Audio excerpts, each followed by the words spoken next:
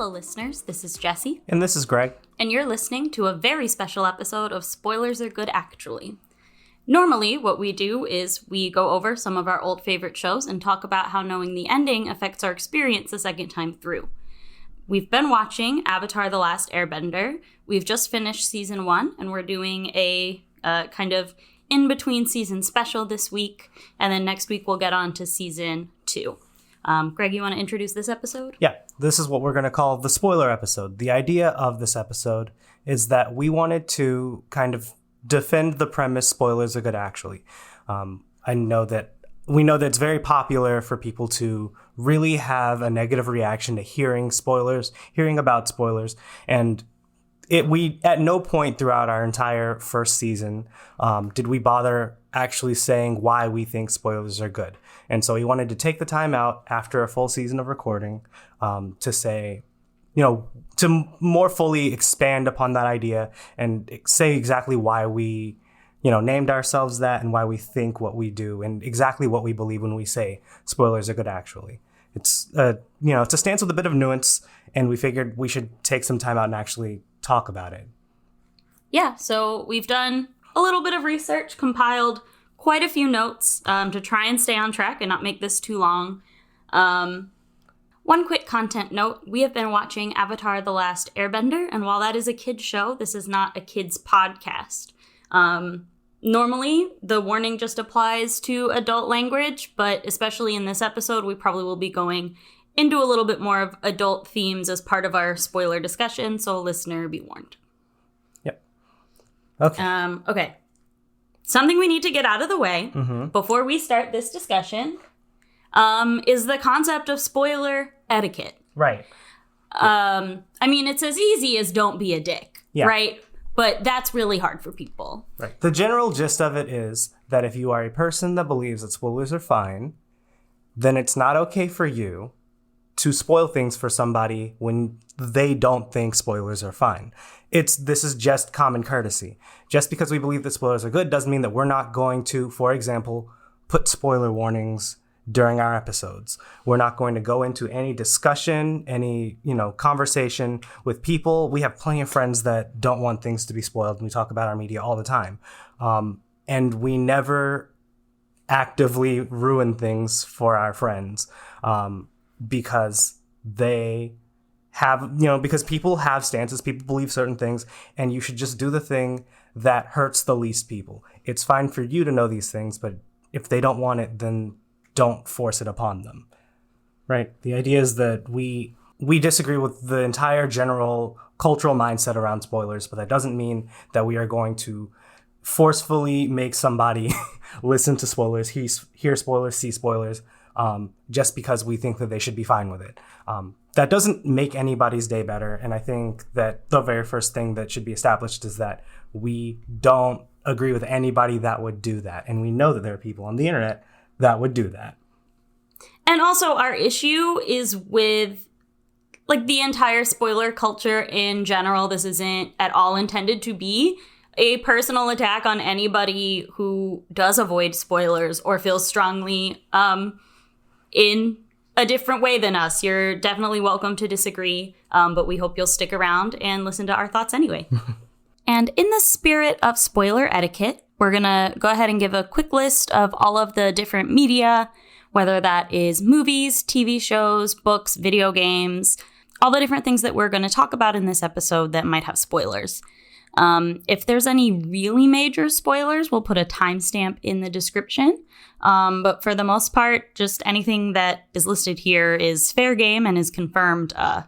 We give at least some small spoilers away. So if there's anything that you really want to avoid spoilers for, maybe approach with some caution.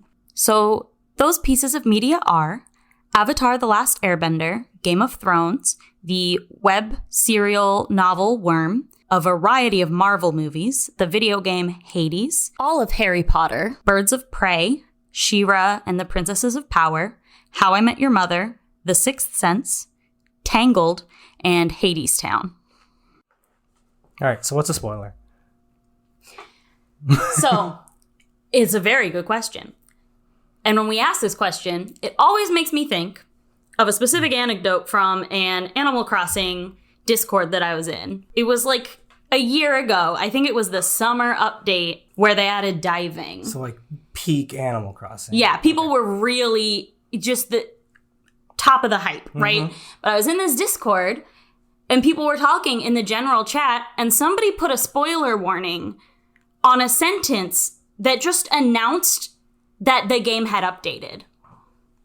So what? It was ridiculous. It was just like... Were there like no details on it? There were no details. The sentence was like, wow, I'm having so much fun with this update. And that was blocked out as a spoiler like you can do in Discord. It was the most insane thing that I have ever seen in my life. And that kind of thing always gets me real worked up and makes me want to just yell about defending spoilers all day long. Because one big part of the issue is that people don't really recognize what a spoiler really is, in our opinion. Right. So, you know, if you don't have Animal Crossing, I think the biggest thing about it is that if you are actively playing the game, it is immediately evident that there's an update. You literally can't open the game up until you update the game. Knowing that the game updated doesn't really tell you anything about the changes that were made. Updates could be very minor. They can be adding entire characters and regions, but if you don't know the extent to it, me telling you that there's an update to the video game that you're playing and me not telling you that really doesn't change your experience. I guess you're anticipating that something different is going to happen, but again, updates vary. Sometimes you won't notice anything because it's just bug fixes. And I guess the fact that this person made a sentence about it on Discord kind of indicates to anybody that's looking, yeah, this is an update that's major. It's going to change something about my gameplay. But again, it doesn't give you any details. It doesn't give you any information. Doesn't share anything. So yeah, that's an extreme example. But I think that's just spoiler culture having a real negative effect on how we interact with this media. So in preparation for this episode, I did do a little bit of research on kind of the origin of the term spoilers, because I was curious. And, you know, obviously the concept has been around since, like, the invention of media, right? Like, don't give away the ending. Plot twists are a thing. But the use of the term spoiler specifically is pretty unanimously credited back to Doug Kenny, who was a writer, director, producer, actor, films like Animal House, Caddyshack. Not that I have seen, but, you know, I'm familiar with them. They're pretty big.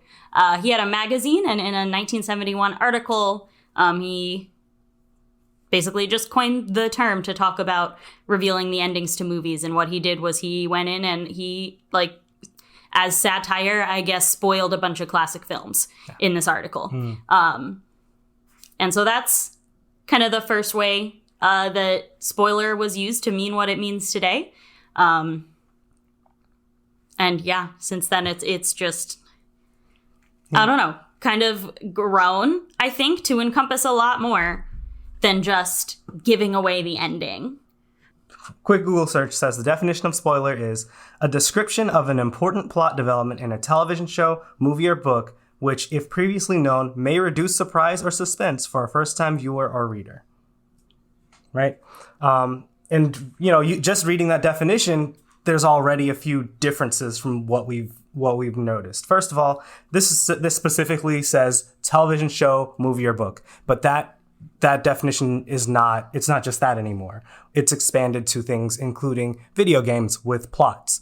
I've heard it about plots, like albums. Right, video games without plots, because Animal Crossing doesn't really have a plot. No. Any new development that somebody can learn about and find about kind of has the term spoiler. And then we've got the important. The word important is kind of critical here, because what's important to you is not necessarily important to me. And that's one of the more kind of fuzzy parts of the word spoiler. And then it's saying, if it was previously known, it may reduce the suspense or surprise of a first-time viewer or reader, which, I mean, we'll talk about that more later. But yeah, I mean, I picked that up just to say that, like, I feel like the definition of spoiler as we use it has kind of grown beyond the 1971 article by Doug Kenny, right? Like it's more than just telling somebody the major plot points of this thing that I was going to watch or read. Right. Like it was at first used to just talk about like giving away the ending. Right. Right. And the dictionary definition gives some caveats about it being like important and having an effect, things like that. And a lot of people just think of spoilers as literally any information about a piece of media that they have not yet consumed. Right. And refuse to engage with any of it at all. Which, that attitude being the, like, prevailing, common, like, popular approach to spoilers is extremely frustrating to me. And that's part of why we believe so strongly in our mission statement. Make it sound like a company. Oh, no. Yeah. I was thinking more religion. Okay, that's better. A little bit. So yeah, essentially, something that's really important to remember when we're talking about spoilers is that it is more than just revealing information about something, as much as some people like want to treat it that way. Like there's so much about like the size and significance of the thing that is being spoiled. Like how old is the thing that is being spoiled is a big question. Yeah, I mean, also just spoiling something for somebody kind of depends on how far into the weeds of whatever that thing you're spoiling the other person is. The example I've got is that this is I know we have a spoiler warning at the beginning of this, but this is kind of like one of the biggest like twists in Worm, which is a web serial that's very popular. It's a superhero thing. If you are going to read Worm or you're like reading Worm currently, almost everybody that's in the fandom will tell you don't listen to this part. But I told Jesse the big twist at the end. The big twist at the end is that Scion, who's basically like Superman but better in that Worm universe, is both responsible for all of the powers that are in the world and also evil and wants to kill everyone. That explanation flew right over Jesse's head. And if you haven't read Worm or like don't care, right? Like if you don't have the context, it doesn't matter to you, but it's huge to any person that's actually read it, right? Mm-hmm. And I think that's a big part of spoilers also. There are many areas in between where I've started reading this thing, but I don't know the significance of this Scion guy. And so like that name sounds familiar. Okay, cool. He's big and evil, but I don't get it. And so like the impact of that spoiler and how much it quote unquote ruins your experience varies. It changes quite a lot. Yeah. I mean, it's like Joel and Coling Rolling Jar. It's like the difference between saying Snape kills Dumbledore to someone who doesn't really like know anything about Harry Potter versus somebody who has read the first 2 books, right? Versus somebody who has just started Half-Blood Prince and is almost there and has all the context almost leading up to it. Mm-hmm. How that affects 3 different people is very different. Like, it's not even really a spoiler to the person who knows nothing about Harry Potter. Frankly, they are likely to forget that detail by the time they get to it. That's true. And it not only that, but that kind of detail, that kind of discussion on the detail, the media discussion that arises from and around the statement Snape kills Dumbledore can get somebody to get interested into that media, right? Like, and this is the kind of thing that we are very much in favor of, and this is the reason why we kind of like don't. This is the reason why we are called Saga, why we say spoilers are good, because it encourages people to talk about the things that they consume. with less filters. And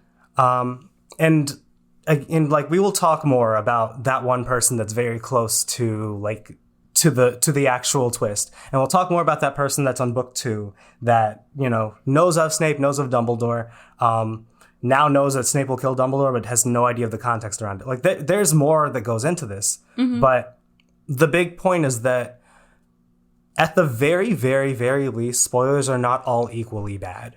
They can't be. Right? Like it's impossible. Spoilers are pretty neutral. Yeah. But sappin isn't catchy. So wait, say that again. Spoilers are pretty neutral. Sappin, S-A-P-N. Spoilers are pretty neutral. Spoilers are neutral. Sanabs. Spoilers are not all bad. Sanaba. Gotta add the actually on there. Spoilers are not all bad, actually. Anyway, yeah. Like most things, we take away a little of the nuance to have a more compelling title for this podcast. But, right.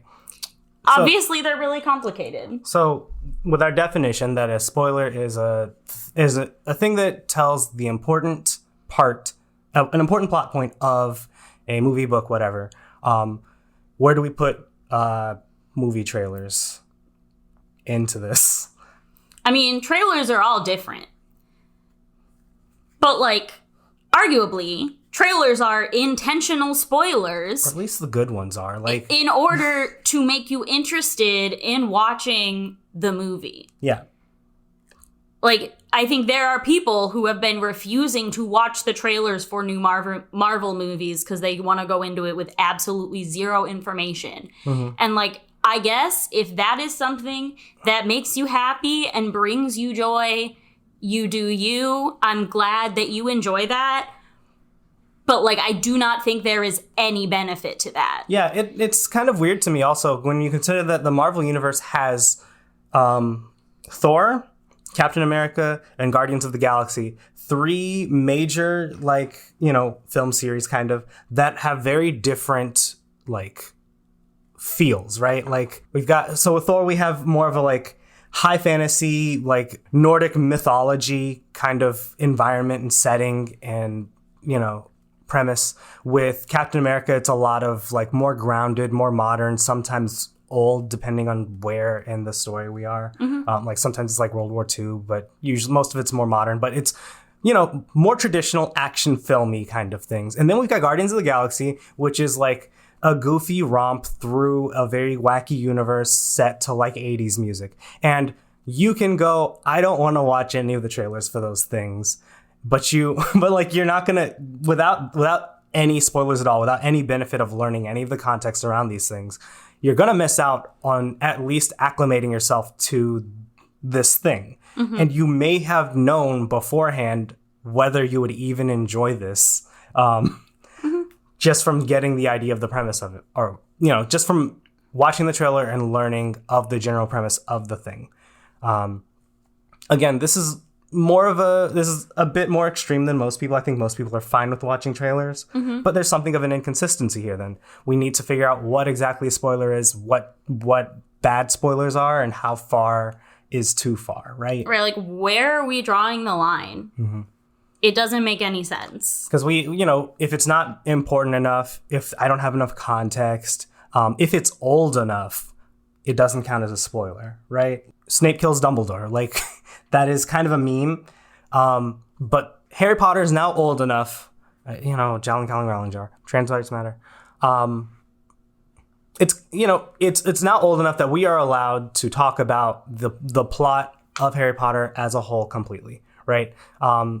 We seem to have like some time limit, and it's pretty arbitrary in my opinion. I don't know what the number of years that can go by is, but like, a month after the latest Marvel movie comes out is not enough time.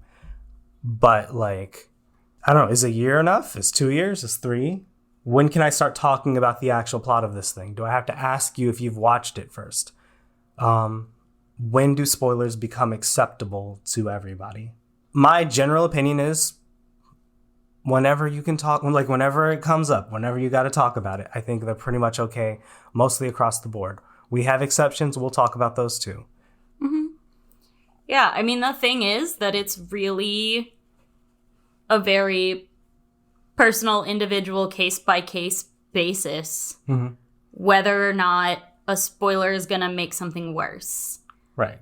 And it just requires, one, just being a fucking nice person and taking into account that someone may not have seen the thing that you're watching and just asking first.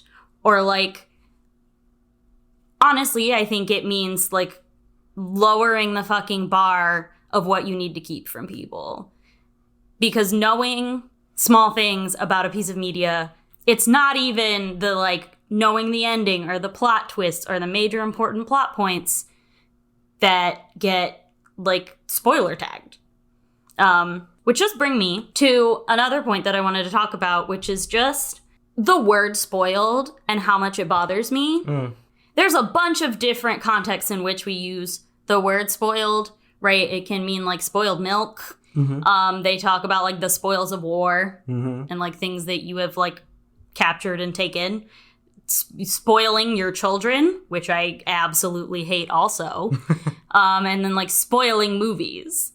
Our little tagline, as you probably know, is spoiled, not rotten. Because to me, when I hear the word spoiled, the thing that immediately comes to mind is, like, food. And food that has gone bad and is inedible and is gross and disgusting. And those implications are, like, upsetting to me when you're talking about just a piece of media. Yeah. Like, I cannot think of a single thing that has ever been, quote unquote, spoiled for me where it has completely ruined the experience. Right. And that is what spoil, in essence, like, that's where it comes from. Another anecdote I had is in 2020, I played mainly 2 games. I played Hades and Animal Crossing. And I was, and, like, this is, if you don't know about Hades, and this is just a general description of the game that most people knew and had because like, straight up, it's on the fucking info page on their Steam. You are the child of the Greek god Hades, and you are trying to escape from the underworld. I mean, like, that's all the context I'm trying to give. That's all the context I need to give you, right? In the forums, they have a very strict spoiler policy, and it's fair. There's an entire plot that goes on in Hades revolving around Persephone and this boy, Zagreus, trying to find his mother, who is not in the underworld because of the Persephone-Hades, thing. And so, like, you have to beat the game over and over and over again to, like, expand upon this longer plot, which is him going to the surface world, meeting his mother, convincing her to visit them in the underworld, and getting all of the other gods on Mount Olympus to, like, be cool with it, including Persephone's mother. All of that's to say, it's a very strict spoiler policy because there is a plot in this game, and some people don't want to be spoiled that. Fair enough. There are some things that were marked as spoilers that I question. One of them is there was like a screenshot of a little, like, Easter egg that somebody noticed. It showed, like, a picture of Zagreus on, like, a cork board, and I think it was, like, supposed to be, like, an employee of the month thing. I don't even know if the words employee of the month were there, but it was, like, in the same style as an employee of the month thing. Yeah. Up until then, you've just been trying to fight your way out of Hades. This makes no sense to you. And even now, unless you know what I'm talking about, it probably still doesn't make much sense to you. When you beat the game, like, for real, and I think that's, like, 10 full clears of the entire game. It's a lot. They're like, hey, so, like, now that my mom's here and I don't have a real reason to leave the underworld, what are we going to do about this? And basically, Hades is like, well, I do like having you test the security. I like having you test the security of the underworld. So, like, you're an employee now, right? So like, that's the joke. Like, he's an employee of the month because he got employed in the underworld. Who the fuck is going to guess that you got employed by Hades in the underworld?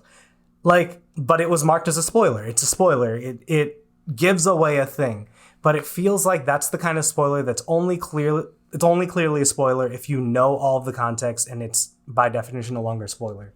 Right? All those things only click and connect to you if you've already beaten the game and you see that he's become employee of the month.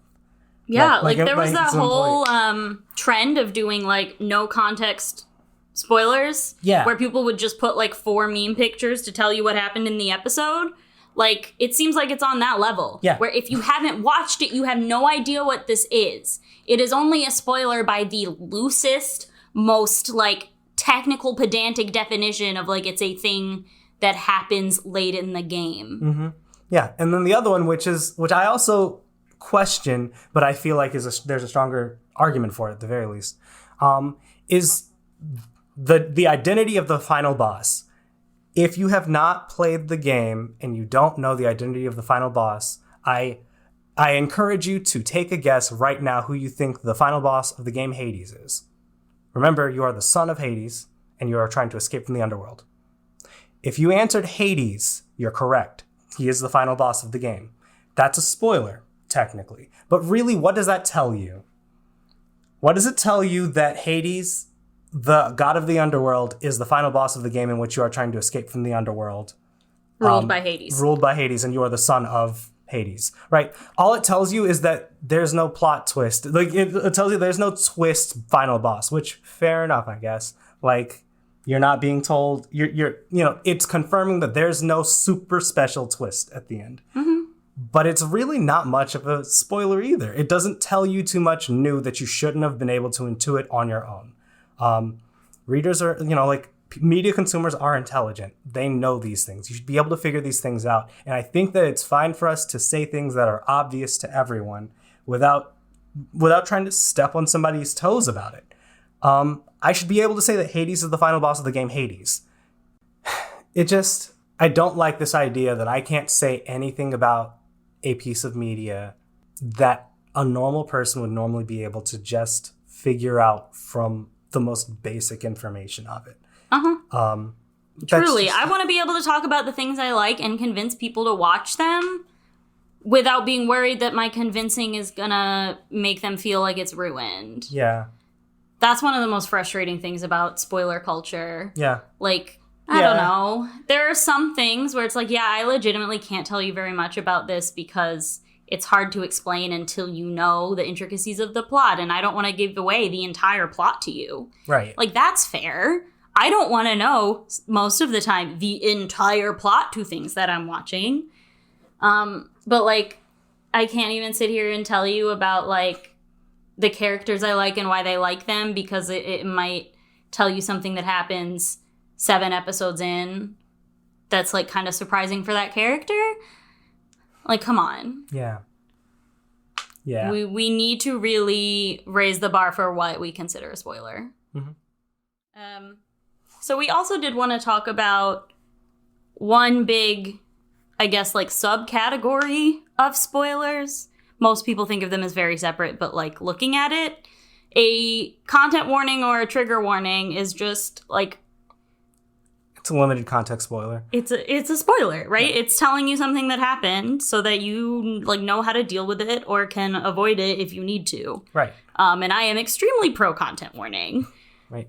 Like, and obviously your content warnings can be very, very, very limited and not really reveal too much. Yeah, there's, content warning, there's bad language in this. Content warning, there's gore. But at the same time, sometimes it's worth it to be told things in more detail than just this thing exists. Sometimes you need to know the context during which this bad thing happens. Maybe somebody really wants to watch it, but this one thing is stopping them. They need to know when to turn their head away. Yes. I love the website, Does the Dog Die?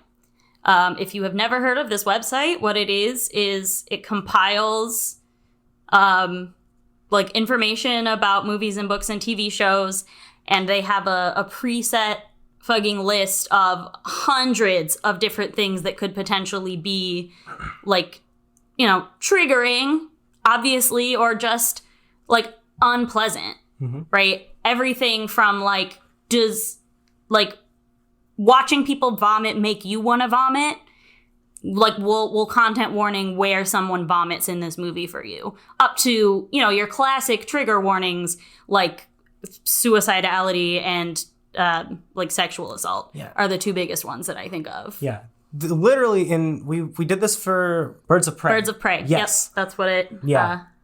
There's a section where Black Mask, as I believe his name is, he literally cuts off the faces of like a family of victims. It's the only aspect of the movie that where Jesse really needed to turn away and not look. And we used "Does the Dog Die" before we even went to the movie, and we found out about that. And at that point she just turned away. At that point, I got up and went to the bathroom. Yeah, we love Birds of Prey. Is one of my favorite action movies, superhero movies I have ever seen in my life. It is so good. And the big thing about that was that when Jesse looked up that somebody was getting their face cut off, I didn't know who the villain in Birds of Prey was at the time, but I know enough about Batman villains to intuit who the major bad guy was going to be when I heard that somebody's getting their face cut off. Mm-hmm. I was like, it's either the guy that cares a lot about faces or the guy with knives. Probably not Two-Face. That guy's a different person, right? And lo and behold, it was both of them. Victor Zsasz, I think, is the knife guy. I'll look it up later. And Roman Sionis is Black Mask. And I was like, those are the only people who I can think of right the fuck now that make sense. Probably one of those guys. By virtue of Jesse finding out about this content warning, I figured out who the villain was. I loved the entire experience. I loved the satisfaction of knowing that I predicted what was coming up. I enjoyed that. I would never watch a rated R action movie or superhero movie because I can't stand gore at all. Any amount of blood or gore or excessive violence, it turns me off. I'm having a terrible time. It's not fun, and then I am on edge the rest of the time waiting for something else like that to happen. So I would not have seen this movie if I hadn't been able to go on Does the Dog Die, look up some major triggers and look for places where there might be extreme violence. And what is so special about this website that is really helpful is it tells you exactly when these things happen, and they're this is when you need to step away, and this is when you can know it's safe to come back. And doing that, I was able to have an absolutely awesome time watching this movie, and I've watched it many times since. Yeah. And so we have this weird balancing act where it's on the one hand, we want to give as little information as we can to these people so that their experience isn't ruined. But on the other, we need to tell people as much as we can about what's going to happen in this film, especially the things that might be upsetting to them, which tend to be the kinds of things that people remember the most about a film. These are the things that are kind of most sensitive to being spoiled or spoiling. We have this dynamic where it's we want to give as much as we can on one hand, but we want to give as little as we can on the other hand. And I think me and Jesse just really believe that it's just better to be able to tell people as much as they can, as much as they need to, about these things. Yeah, absolutely. I think when it comes to trigger warnings, the more specific, the better. To me, saying, trigger warning, this movie has gore, okay, I guess I will not watch it. But saying, hey, trigger warning, there's this one scene in this movie that's really gory, but the rest of it is really fine. Then you're going to be what scene? Yeah, exactly. Because something for me that I wanted to talk about is kind of in the middle, where spoiling things keeps me from being disappointed. Actually, that reminds me. There's a person. Oh, his name is Adam Coble. He's a tabletop DM. I've kind of stopped watching him for a while, but I remember at one point, it was a few years back, somebody was like, "You need to watch Avatar: The Last Airbender. It's a really good show." And Adam was like, I tried watching it and it just starts off really slow. And he's like, I can't just wait on something to get good. And I feel like this is another place where if you were able to spoil for him how good Avatar gets, he might be able to, there's no guarantee that you could change his mind, but he might be able to actually sit through the slow parts of season 1 and get to season 2 and beyond, which are just better in every way than the first season. This is just another place where being worried about spoiling things for people really slows us down. It really stops us from talking about media in the way that would be most fulfilling for all of us.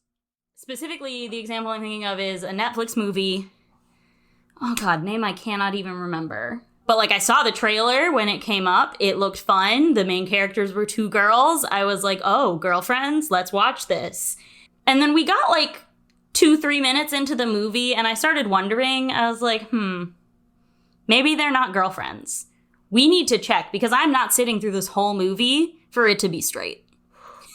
And lo and behold, it was straight. It was some queer baiting bullshit. And I think that even if, like, you know, it's a big spoiler reveal at the end that 2 characters get together, knowing that the whole thing isn't going to queerbait you the whole time is really important. It was so stressful watching the final season of She-Ra live when it came out because everything was pointing towards Catra and Adora. Oh, and we hadn't gotten spoiled the ending of She-Ra. No. So we actually... No, because I watched it at midnight because I didn't want to wait. Not because I didn't want to be spoiled, but because I did not want to go like 5 fucking minutes that I could be watching it, not watching it. But it was still really stressful the whole time because it's, you know, everything in the story was leading up to them being a couple. Everything that you saw like online with the like writers and the showrunners and everyone involved was super gay and clearly shipped these people, but can't give away things about their show. And you're just wondering, like, but did Netflix let them? Like, did they let this happen? Or did Netflix stop them? And, like, if somebody is going to watch this show and is like, well, they seem like they're a couple, and if they're not a couple, then what's the point? Yeah, sure, it might be a spoiler to say Catradora is canon, but, like, that is a spoiler that makes you able to watch that. You know what I mean?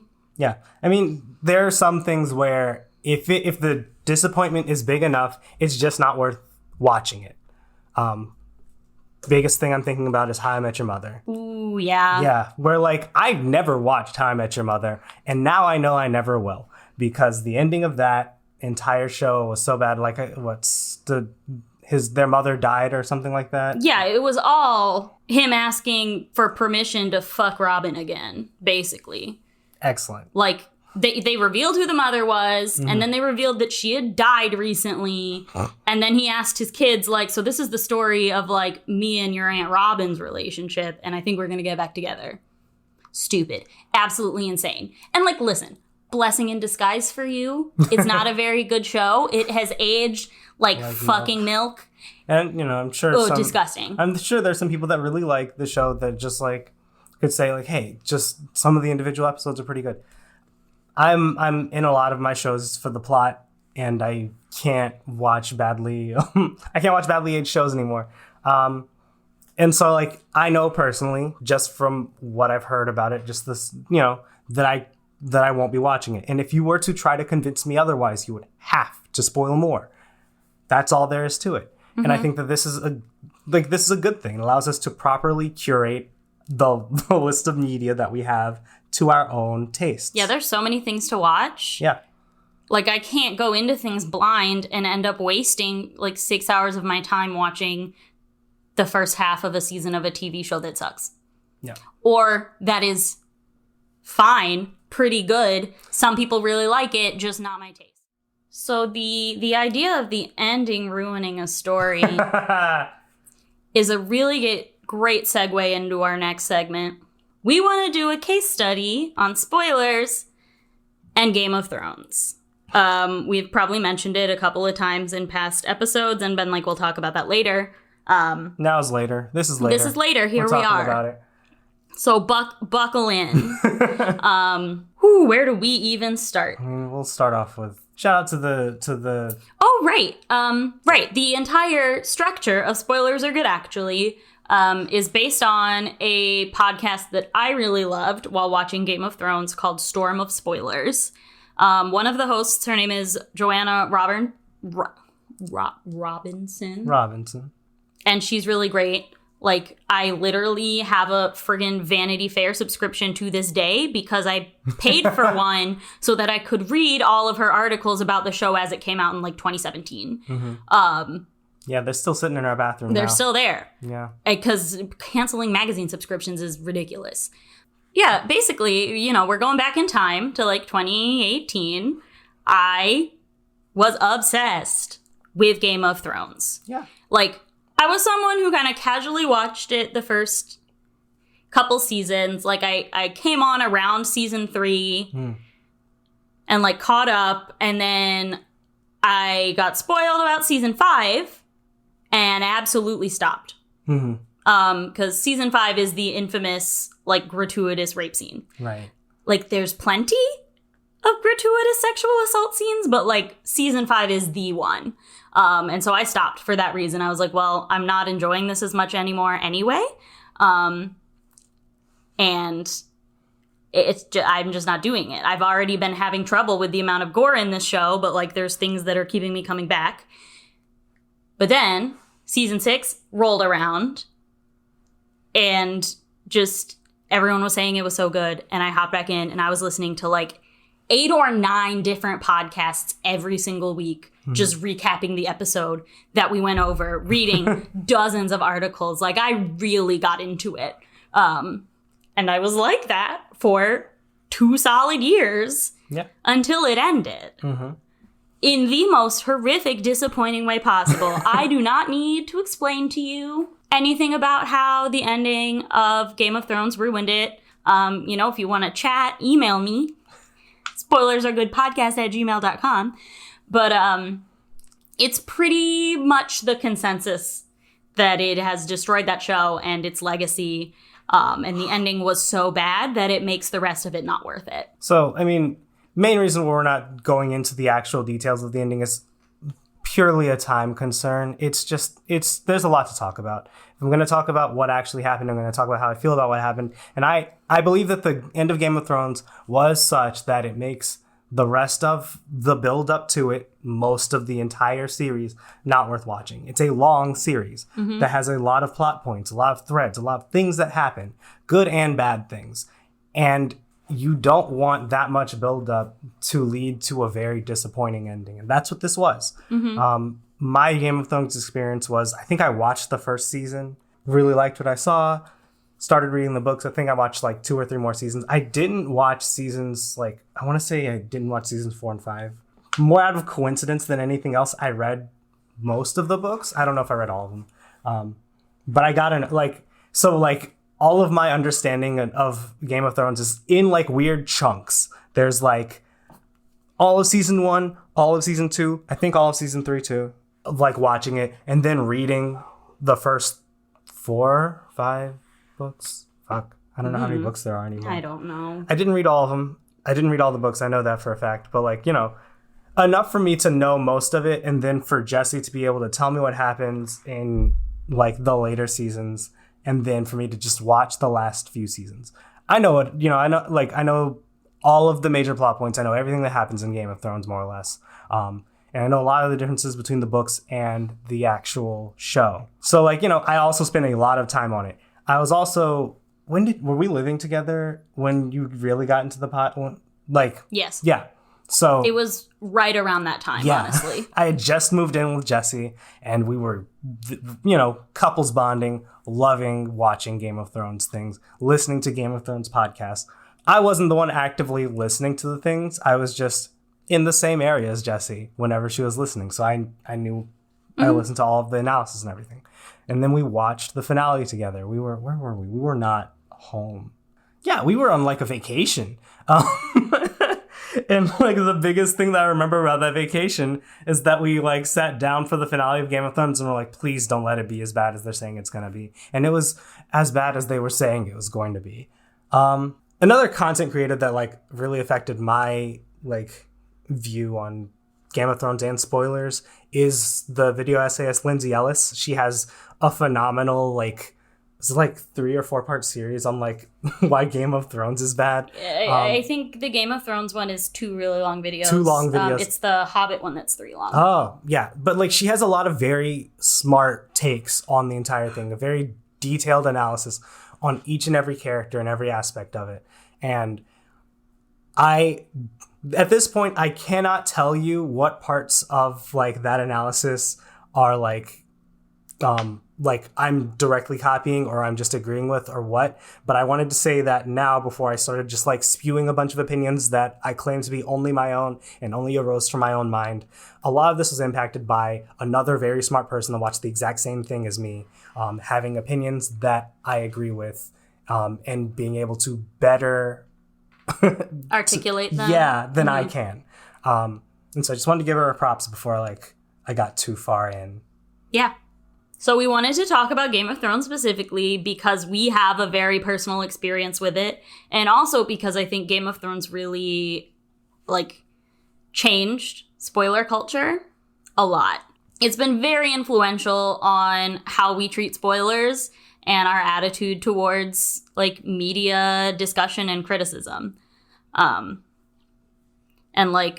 It starts off with the fact that there were the book readers, and then the show watchers. Yeah.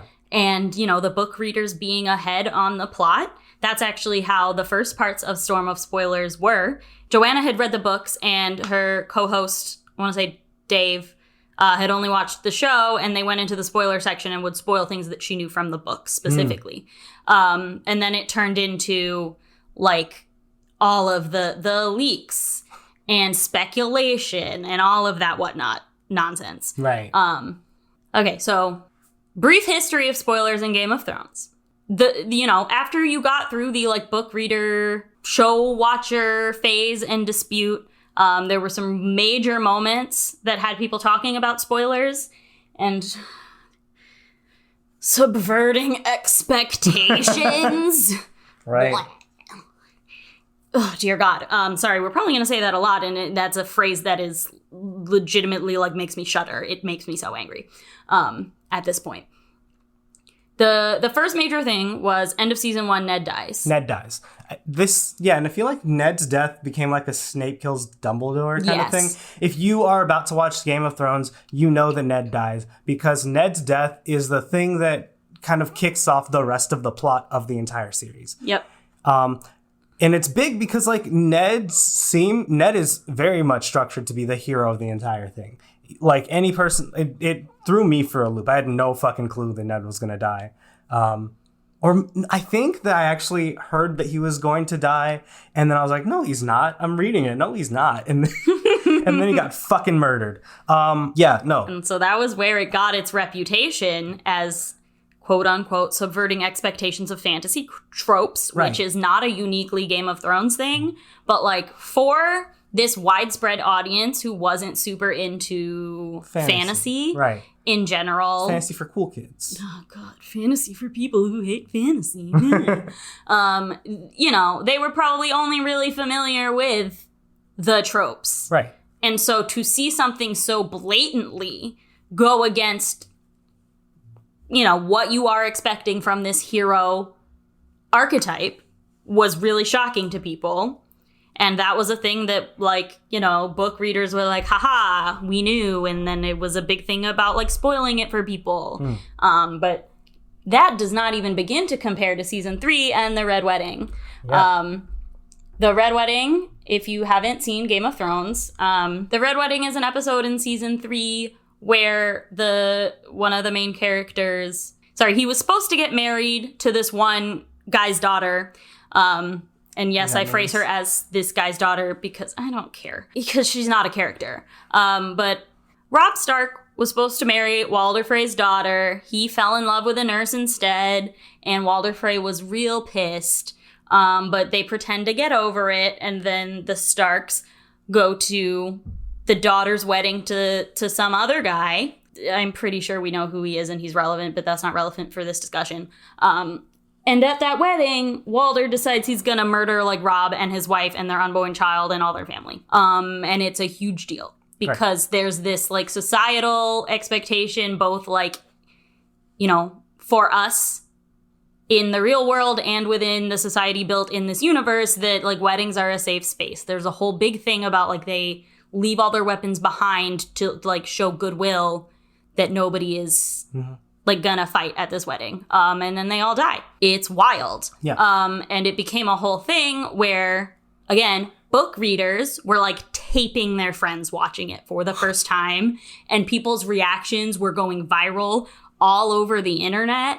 And so, like, you know, the shock of watching that unspoiled became just like such a definitive experience in watching this show. Right. Like this. So if you haven't watched it, the Red Wedding is the point at which when Ned dies, we see the head of the Stark household die, and we lose a main character. But his son and the rest of his family are still characters. They're still relevant. They're still important, and they still take up parts of the narrative. The Stark as a house is your main character house. They are a group of people that you very much want to do well, and it looks like they're doing well up until the Red Wedding, where the Starks almost wholesale all die. Yeah, at least like, you know, their main group. Yes, the only Starks left are people that were not around the main group. Now it's just the people that have been scattered to the winds, and you know, plot happens and Starks kind of get remade again. But the idea being that like we did it to you twice. We killed your main character, then we found your main character group and killed them. It happened twice, and both times it was shocking. So much time had passed, so many things had happened within the narrative and the plot. Like so much had happened to kind of build up and get you in that space that you're like, this is tense, but I don't know what's going to happen. That like, it was a shock to see it happen to you, to see them actually kill off all of the Starks, not all of them, most of them. And so like, you know, if you'd read the books, you already knew it was going to happen. You were like, you know, you've gone through that. Now you get to watch other people go through it. And, you know, here we go with spoilers. Yeah. I mean, I love watching people watch things that I have seen. I get it. That's super fun to see, like, gauge other people's reactions. But basically, these two events in the show are what propelled it to being the cultural phenomenon that it was. And it really affected the way people talked about plot and media, and they were like, this is so good because it's so, quote, subversive and so shocking and so many plot twists. Despite that not really being what made this good, at least in my opinion, and frankly, plenty of other people's opinions, it wasn't really about the shock factor, but the shock factor is kind of what grew the show. So then you move on, a couple seasons later, a whole bunch of episodes of season 5 were leaked before they got released. And most of the season 8 scripts were leaked before those seasons aired. And so it just became infamous for a show where people were just trying to spoil each other all over the place. You could purposefully go learn all the spoilers that you wanted and just read the entire script if you so chose. And people were like making fake spoilers to try and throw people off and see if they could get you to believe it. I don't know. It was just such an insane landscape to be so immersed in this show during those few years. But God, it was so much fun. Yeah, I mean, I think that it's really interesting to be in a place where, first of all, it's a huge cultural thing. All of America is watching Game of Thrones. We all love it. We're all about it. Man, are you a Stark or a Lannister? You here for Clegane Bowl or what? And it's very rare for us to have this other experience where if I want to, I can learn every single thing about what's going to air before it airs. I can learn everything that they will say in the script. And some people certainly did. Other people didn't. And a lot of people, right. Sorry, I just raised my hand. I did. I learned it all. It was great. And a lot of people were like, you can't tell me anything. If you tell me any of it, I'm going to go off on you. It's not okay. And, you know, spoiler etiquette. Don't tell them. But, like, I think this is a very unique thing that very much shaped how we look at spoilers. Just having this experience. The show that is known for its twists. Like, it's known for a lot of things. I've said that Game of Thrones is some not particularly good writers at the end, surrounded by geniuses. every aspect of Game of Thrones is very well done, except the writing near the end. Anything that was directly caused by the showrunners, awful. And then, there's the entire, gratuitous gore and nudity and sexual assault, which is only kind of tied to the writing, and, it's a whole thing. Those two are the big critiques of this show. Point being that you can learn all of the plot points, but still not get the full experience of Game of Thrones. Because a lot of it is seeing that spectacle, watching these amazing actors deliver their lines in a way that's just much better than however it is you read it in the script, right? Amazing cinematography. There's just so much. Stunning scores. There's so much that's involved in a good show that is not just the plot. But still, we saw all these spoilers. We had it all together. And what did we do with it all? We argued. We got on Twitter. Speaking of Twitter, another big phenomenon with Game of Thrones, and specifically the final season, was the discourse about spoilers and live tweeting, because nothing has ever been live tweeted the way that Game of Thrones was live tweeted, myself included. And because it was something that everyone who was interested was watching live as it aired. Everyone was on Twitter reacting in real time to things that were happening. And that made some people very angry. If I can't watch the show, but I want to be on Twitter, I can't watch it as it comes out. I've got a job, right? Whatever. I am busy. I'm out. I can't watch it as it comes out, but I want to watch it. Also, I want to be on Twitter at some point in between, while it's airing and the time I get to watch it. I want to get on Twitter at that point. Mm-hmm. And I also don't want spoilers. That's a good chunk of people, right? That's a good number of people.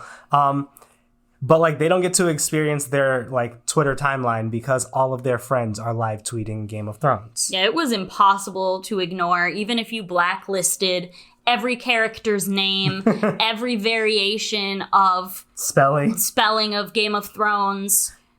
Just Daenerys with 1 E, 2 E's, or 0 E's. Get rid of all of them. Yeah, it was impossible. Because there would just be pictures with no caption. Memes that gave things away, or just people saying things that are vague, but if they're talking about the episode, it's a spoiler. Right. It was wild. Mm-hmm. Personally, my opinion is that when it comes to Game of Thrones specifically, it's just literally you just have to stay off Twitter. I don't know what to tell you. It isn't that hard. It is not everyone else's in the world's responsibility to keep you from getting spoiled. But at the same time, other shows, it's probably not great to go on right as it's happening and immediately talk about it without at least giving a hashtag that someone can block. Yeah. So I'm still barely on Twitter, right? I wasn't really on Twitter at the time. Did the way we approach live tweeting change at any point during that entire thing, or? Not really. If anything, people just got more spiteful. No. And stopped tagging things. I just think that's kind of a big consequence of it. That I feel like a part of the reason why we're very big on, as a society, we're very big about not spoiling things is because we've seen people intentionally spoil things just to be mean. Mm-hmm. And then... But that kind of affected, the next thing that I think of is, Endgame. Mm. When that came out. Yeah. Marvel Endgame. Those... Avengers Endgame. Yes, the Avengers Endgame. Honestly, both of those. What are they? Infinity War and Endgame? Yes. Yeah. Both of those, when they came out, people were like, it's only been out for a week. Why are you talking about this on Twitter? And it's I'm using a hashtag. Just block it. But I think that kind of attitude was not nearly as popular before the Game of Thrones ordeal. And it's such a shame that they botched the ending of that show so badly. Game of Thrones and not Endgame, right? What? The ending of Game of Thrones. Oh, sorry, Game of Thrones. I don't care about Marvel. That all of its cultural influence is now negative. Like, it erased everything that was important and interesting about it, really, and just it's this, like, cesspool of disappointment. Yeah, I mean, I don't know if it erased everything. I do believe that, like, the thing we remember the most is that disappointing ending. Mm-hmm. But, you know, there are a lot of things about it that we still remember. We still remember, like, how he felt about the Red Wedding. Mm-hmm. Still remember Ned Stark. And I think that there was, at least for a time, an attempt to have, like, more mature, more grounded, like, fantasy kinds of things. Mm-hmm. But, like, when you make a series for over a decade and change, mm-hmm. you gotta stick that landing. And I mean, like, the biggest reason why we think they didn't stick the landing is because of the writers taking over mm-hmm. and trying to, quote unquote, subvert expectations, right? Yep. So much of what happened in the final season just seems like they were trying to have twists and do things that were unexpected and cash in on that shock factor. They were like, people are coming to this show for surprise and for twists, and we have to deliver that. Which is, like, I don't know, on a level that's fair. Like, I get it. Mm-hmm. The thing is that they just ignored what made those first things good and decided that, like, people were going to have extremely rapid character changes, and Dany kind of forgot about the Iron Fleet, and just things that didn't make any fucking logical sense to push them towards the twists that they wanted, that made them really unsatisfying, and in the case specifically of Daenerys, like, extremely painful. Mm-hmm. I'm not gonna lie, most of why I stuck with this series was for her and her character, and I cried so much at the ending because it just felt like a betrayal.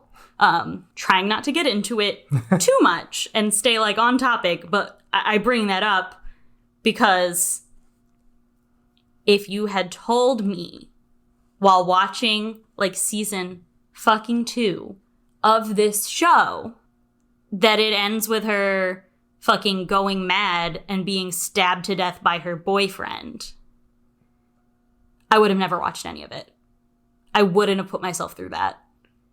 And I don't think I would have made it through the episode itself if I hadn't been spoiled on the fact that that happened and already had time to, like, somewhat process it before I watched it actually play out on screen. Mm.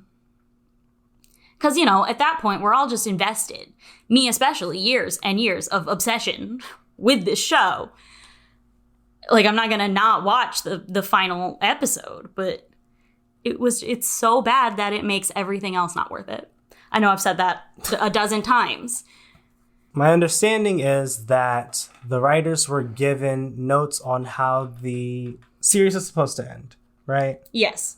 Do we know if they followed those notes? We don't, because Jordan Martin still hasn't finished his books, and he never will. Yeah, so basically they got 3 major plot points given to them by George R.R. Martin about the ending of the show.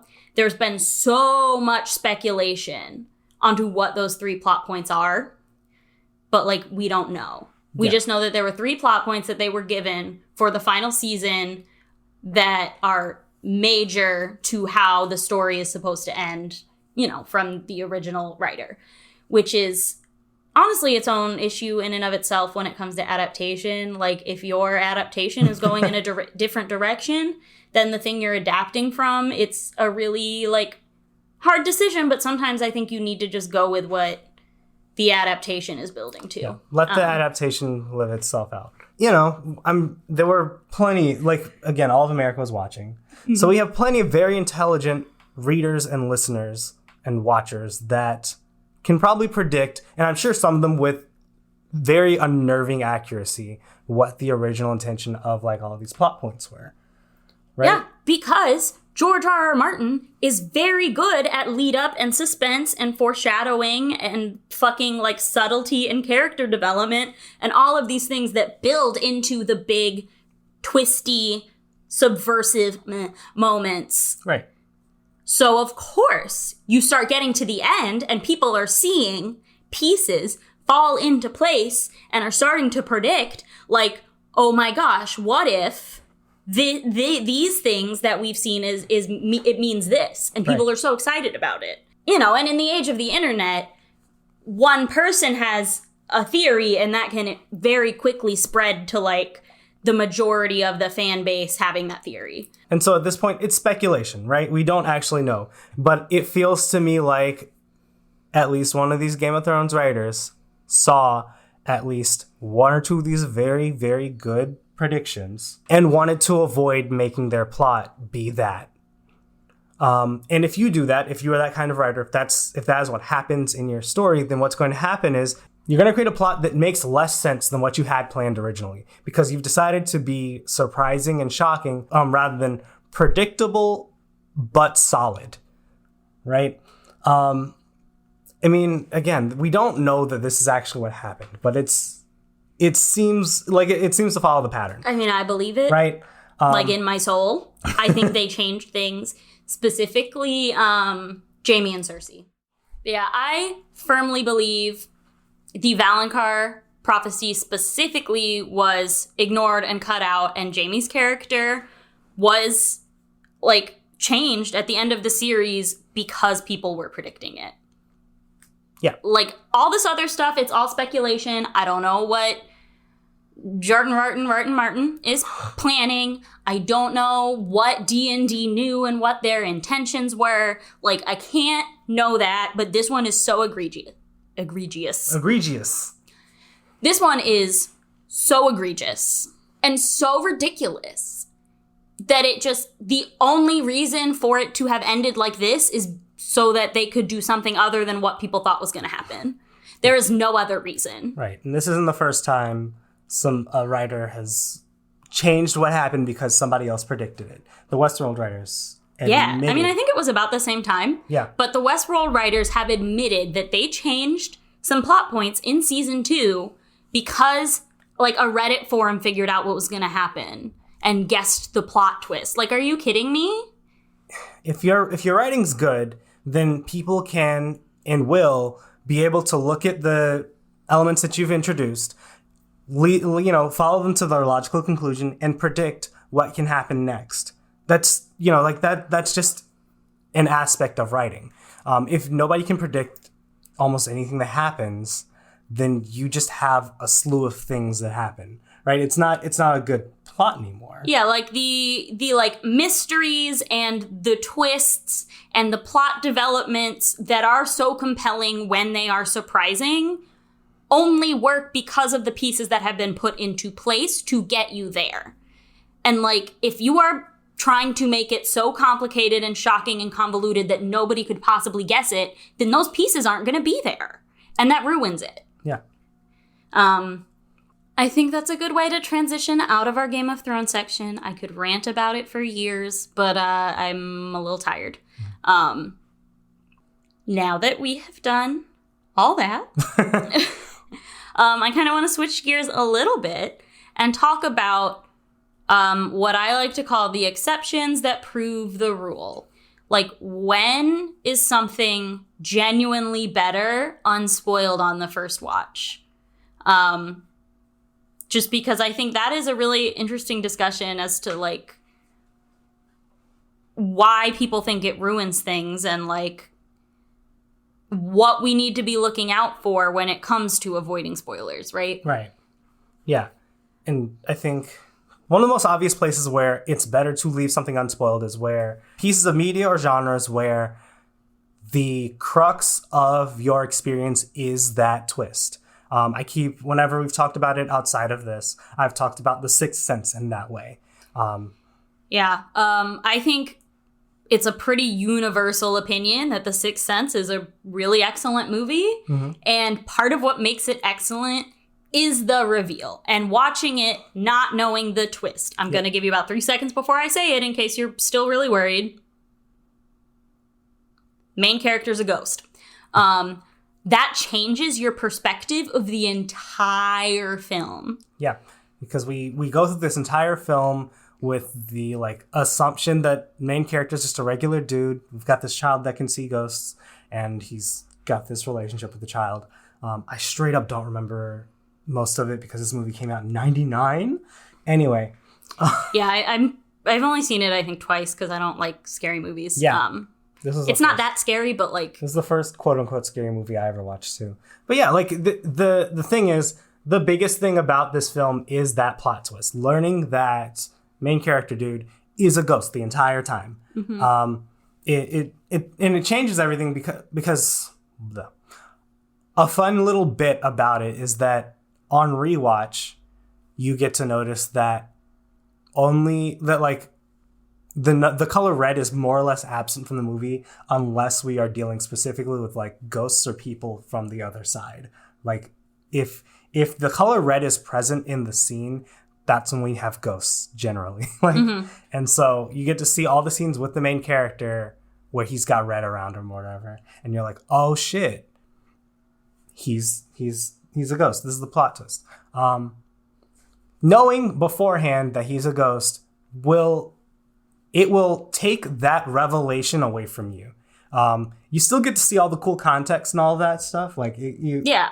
But like even in this case, I don't think it is ruined. Right. Which is another just like gripe, right? Like it's not ruining the experience, but it is genuinely a very like unique and enjoyable and special experience to be able to see it for the first time and have that revelation and experience that twist. Like, you know, I'm not saying that like you should never have plot twists and you're dumb if you like plot twists. Like, no, of course, they're fun. They exist for a reason. They can just only get you so far. Right. Which is like why now we just make fun of M. Night Shyamalan, because nothing else he has done has lived up to it, because all he tries to do is like replicate that plot twist without like, I don't know, just unsuccessfully. Or also, people are looking for plot twists in it now. Yeah, or he ruins The Last Airbender. Or that, what? Don't worry about it. There was no Last Airbender movie. There's no film. There's no movie on. Anyway. Weird. But like, I don't know, like The Village, the beach that makes you old. Like we don't think of this director the same way anymore, because it's a bit of a one-trick pony, and plot twists for the sake of plot twists are not that good. But like, I don't know, I think the things to take away from The Sixth Sense are the twists should recontextualize everything that you have seen leading up to it, pretty much. Like, it makes the whole beginning, first part of the movie before the twist, like, completely different. In a way that is more interesting and more compelling. And, like, something that I mentioned earlier, like, in hindsight, you should feel like, oh, yeah, that makes complete sense. Right. Yeah. And I mean, this goes on to genres also. Main one I'm thinking about is mysteries, where where generally in a mystery, and I mean, like, mysteries have there are lots of different flavors of mysteries, right?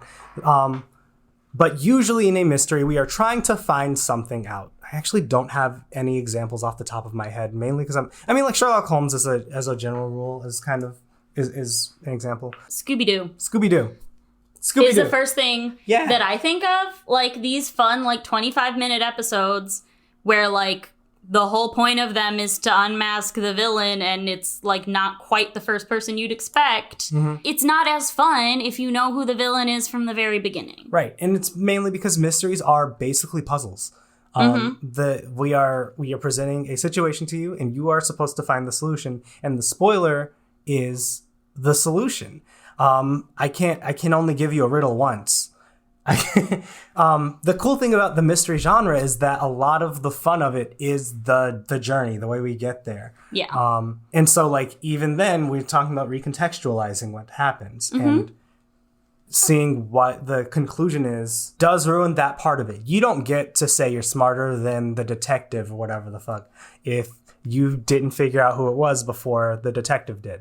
But you still get to see all of the cool hijinks that you go through and all of the ways that, like, the villain or whatever tried to hide their tracks and how we stumbled upon the right answers. You still get to enjoy that because that's still there. It's never gone because it was spoiled.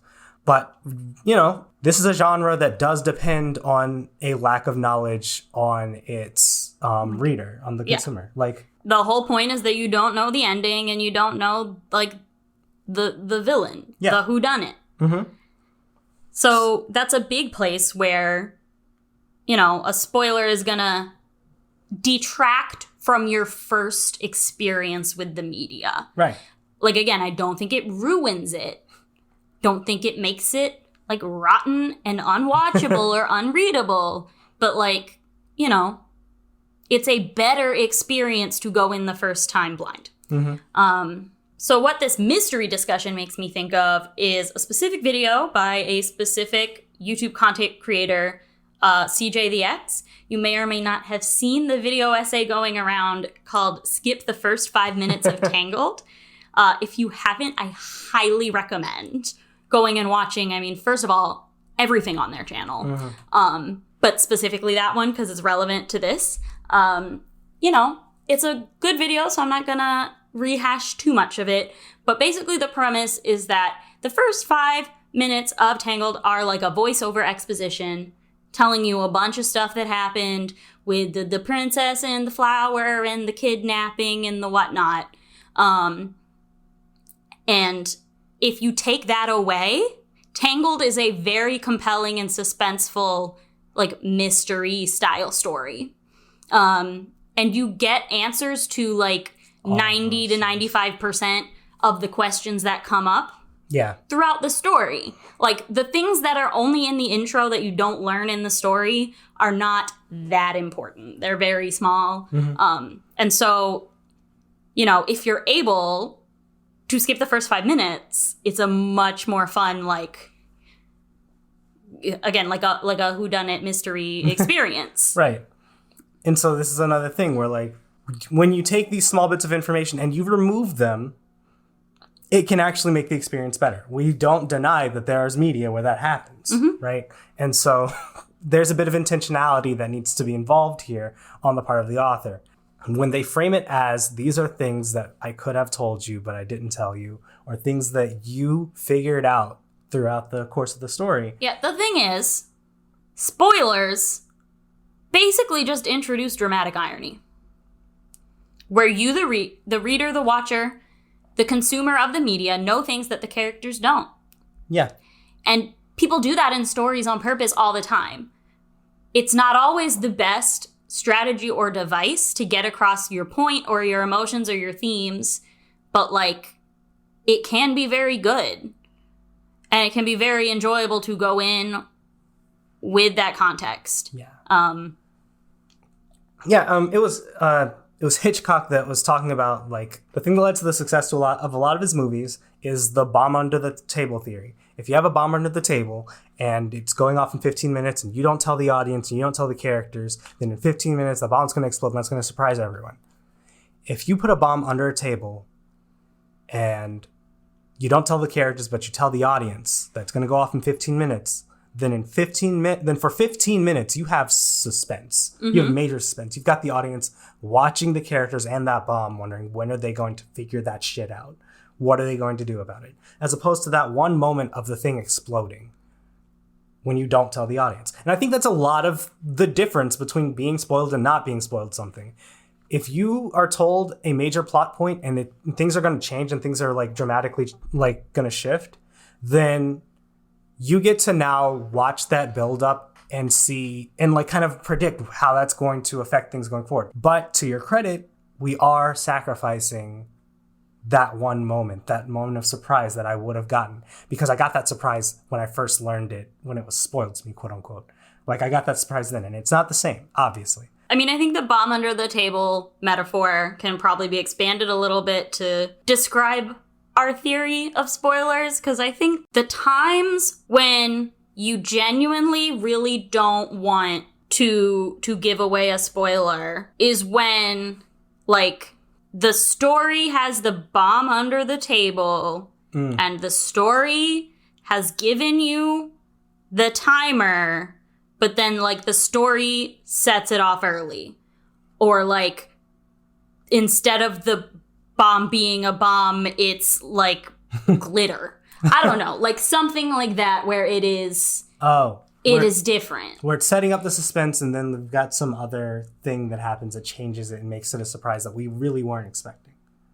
Yeah. I don't know. That is often the times when it is genuinely a more enjoyable experience unspoiled. But a lot of the times what people are considering as spoiler is just you saying, hey, there's a bomb under the table. Not even telling you when it's going to go off. Yeah. You know? There's a table.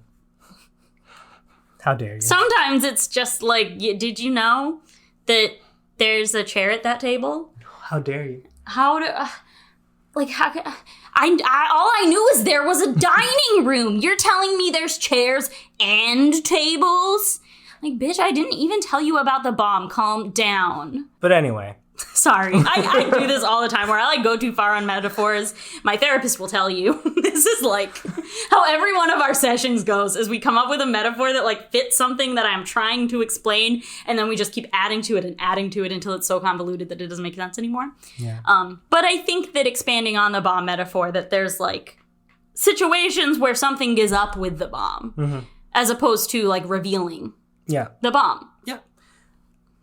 I think the other big thing that we want to point out is that if a piece of media, if a thing that you're watching or reading or playing is actually good, it is good shit, it's going to be good whether you're spoiled or not. The Sixth Sense is good, even spoiled. Yep. Even though we know, even though we told you the twist early, it's still good because the media itself, it's good because of the merits of the rest of the thing. This is why we still study Shakespeare to this day, despite the fact that those are major plot twists in those stories. Romeo and Juliet. Yeah, that's what I was going to say. They literally tell you at the beginning of Romeo and Juliet that they're going to die at the end. Yeah.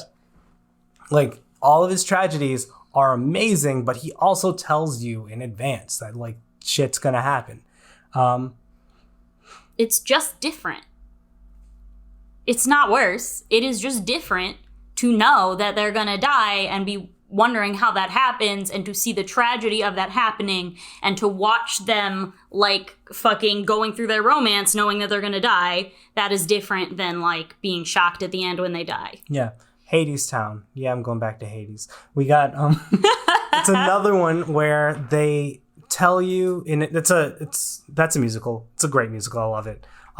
They tell you at the beginning, this is a sad story. It's a story of Orpheus and Eurydice. If you don't know your Greek mythology and you haven't played Hades and you haven't watched Hades Town, you're not me. The general gist of it is that Orpheus is this genius rock star, and Eurydice is his muse. It's not particularly clear what exactly that means. Depends on the interpretation, but she dies. She goes to hell. She doesn't even necessarily die. It's not hell. It's the underworld. She gets sent to the underworld, and Odysseus follows her into the underworld. And Hades is like, I got this rule. I can't let people out of the underworld. Odysseus plays mad solo, gets Persephone to go hey, let him out. And then Hades is like, okay, you can go out, but you can go out and she can go with you, but you have to walk in front of her and you can't turn and look at her at all. She'll be behind you the whole time. Don't turn and look at all. If you turn and look, she's coming down with me. You can go, whatever. I don't care.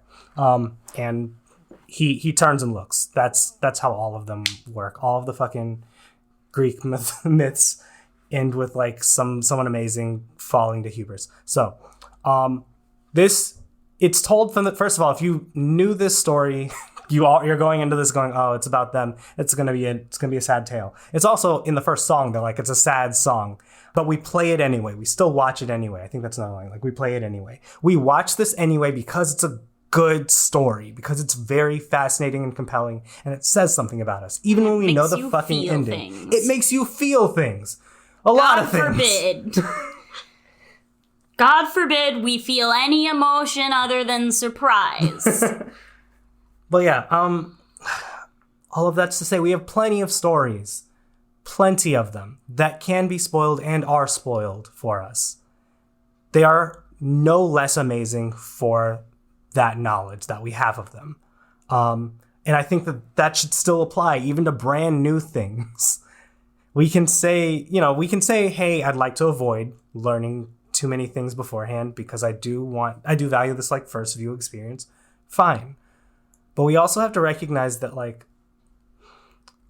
we need to be able to discuss these things. and they're not really, like, the quality of these things is not actually damaged in a, like, long-term, meaningful, material way. Right. And even if, and I'm granting this to you, I'm not holding this, even if it is negatively affected by that initial spoiling, it still can be good. It still should be good. If it's not good after a spoiler, it probably wasn't good in the first place.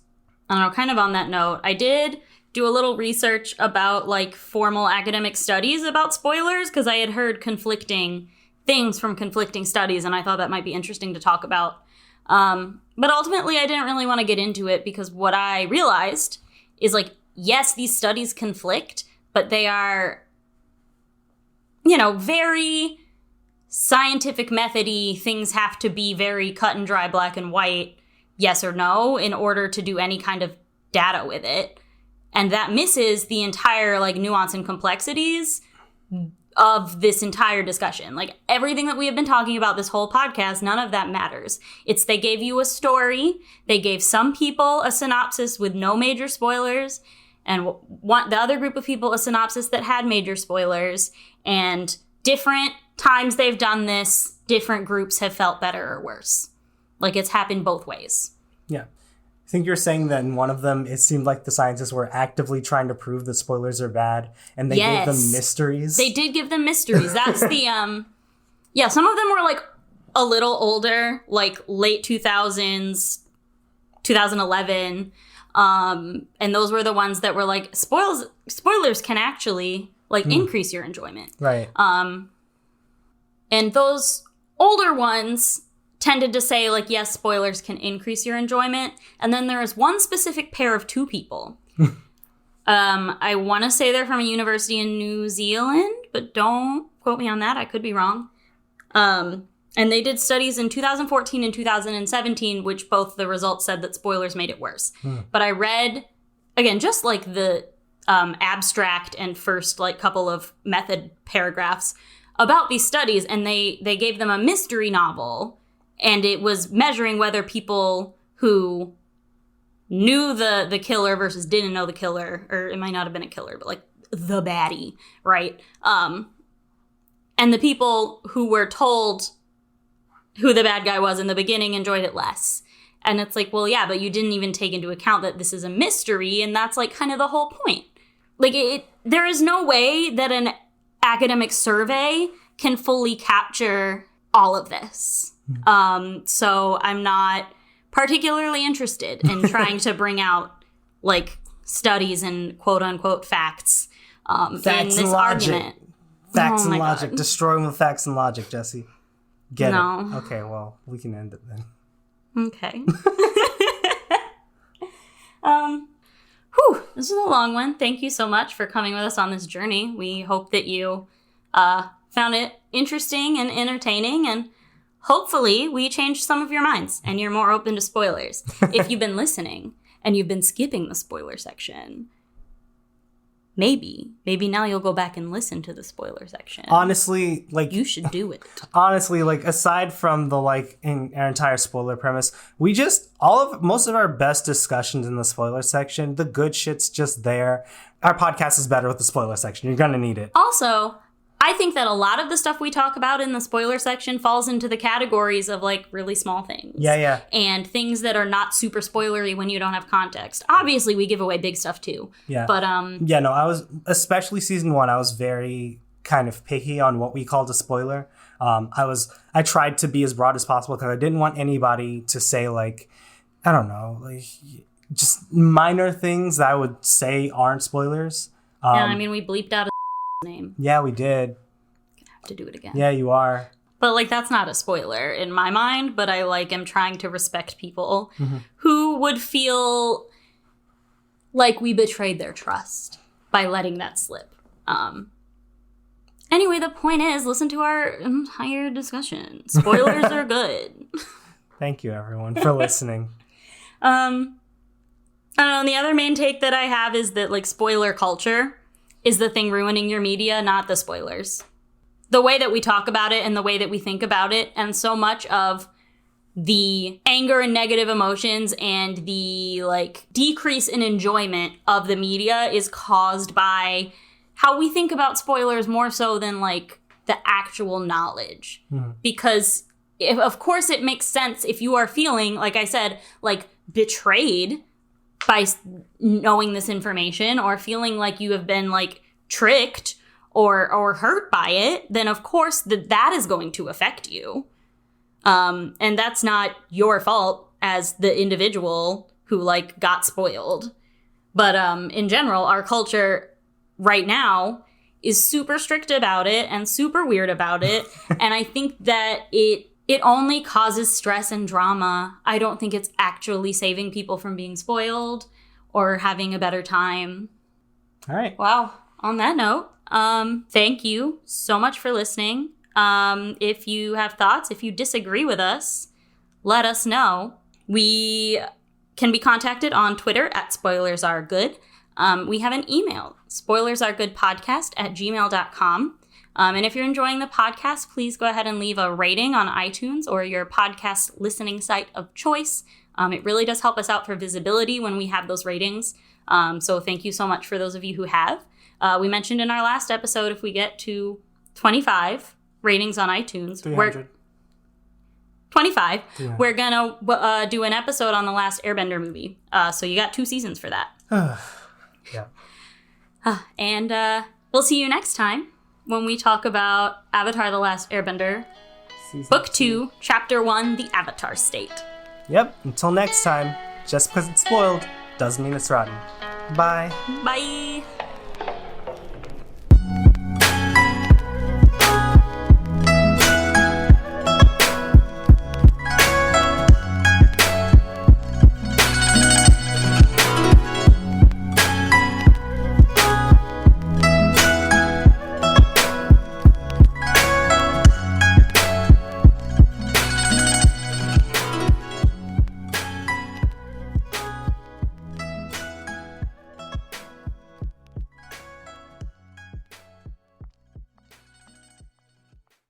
I don't think that knowing that you have to fight your dad at the end of the game is going to like change the way you affect or approach the game.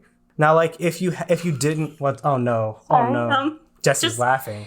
You are my dad. You're my dad. Boogie, woogie, woogie. Stop. I'm gonna insert that. Oh no.